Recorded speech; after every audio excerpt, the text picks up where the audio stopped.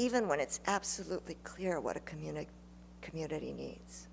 They need decent schools, affordable health care, housing. Listen.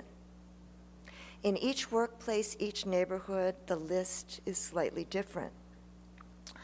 I had students this semester in organizing that wanted to work on the issue of big box retailers, the anti-Walmart movement. But they found out that in DC, we have an urban environment in which it's so depleted that there are huge swaths of the city where there are no stores at all.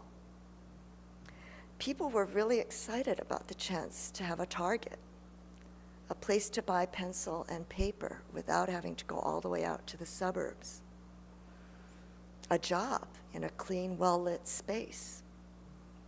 So instead of a Stop the Big Box campaign, they joined a living wage campaign that was designed to get a local ordinance that would require retailers that were over so many square feet to have somewhat improved wage an hour and working conditions. When we talk about self-interest, when I push that, I say, well, you've got to start with people's self-interest. The students push back because self-interest sounds too close to selfish to them. How do we get from there to the place that Dr. King called beloved community? Well, one way to argue with my students is to charge them with elitism. Altruism is a luxury of elite university students. Working people can't afford that. But as we studied and reflected on the experience of organizers, our understanding of self-interest expanded. We watched a film from last year's Houston Janitors Action, and we saw a woman who was dying of breast cancer.